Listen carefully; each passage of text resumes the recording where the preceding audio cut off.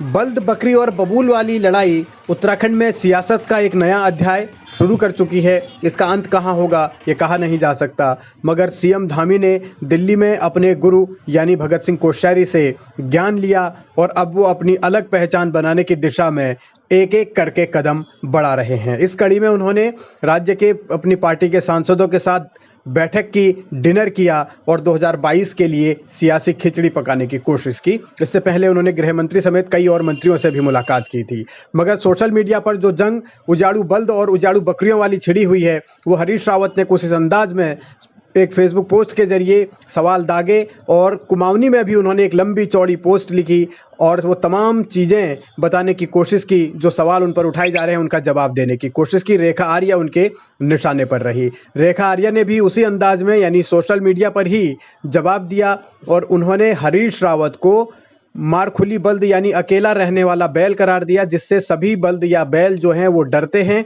और इसलिए तमाम चीज़ें उन्होंने भी उठाई और ये बतलाने की कोशिश की कि कैसे हरीश रावत के शासन में तमाम चीज़ें होती रही और हरीश रावत आंख बंद करके बैठे रहे।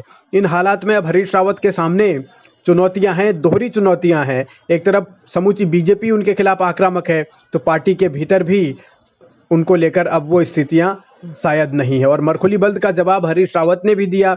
उन्होंने उजाड़ू बल्द और बकरियों की वैरायटी बताई और ये समझाने की कोशिश की कि कैसे उनमें खामियां रहती है। मगर दूसरी तरफ कांग्रेस के अंदर से हरीश रावत के लिए क्या चुनौतियां हैं, किस तरीके से उनके सामने परेशानियां हैं, वो प्रीतम के इस कार्यक्रम में दिखी।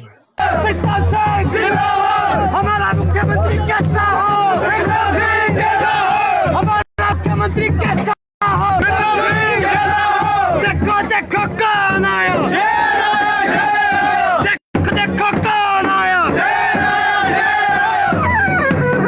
मुख्यमंत्री बनने का सपना सिर्फ प्रीतम सिंह ही नहीं देख रहे, बल्कि अब तो लड्डू गणेश गोदियाल के मन में भी फूटने लगा है। वो प्रदेश अध्यक्ष बनने के बाद पहली बार पहाड़ के दौरे पर निकले, अपने समर्थकों के बीच पहुंचे, तो वहां कुछ ऐसी चीजें हुई, कुछ ऐसे नारे लगे जो शायद हरीश रावत के लिए चुनौती का सबब हैं, परेशानी खड़ी कर सकते हैं। और इन नारों के बीच गणेश गोदियाल भी चुपचाप अभिवादन स्वीकारते रहे। कैसा हो हमारा सीएम, कैसा हो गणेश गोदियाल, गणेश गोदियाल।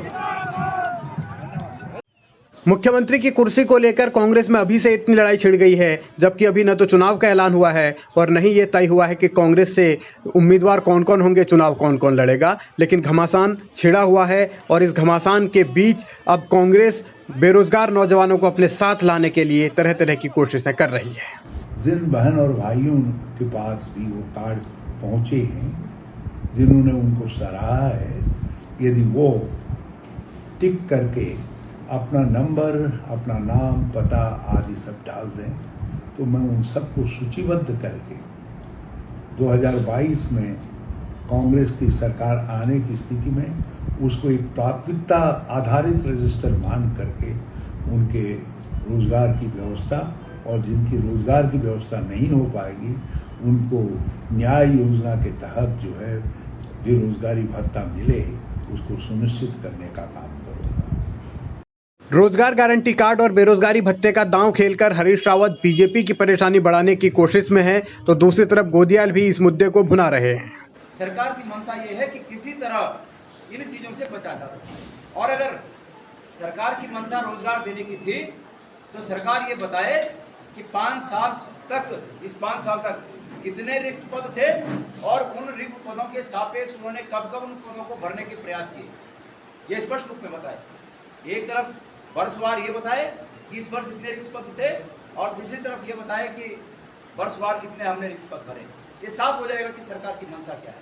सरकार की मंशा में खोट है, सरकार की मंशा में बेईमानी है, सरकार की मंशा में उत्तराखंड की जनता के साथ छल है।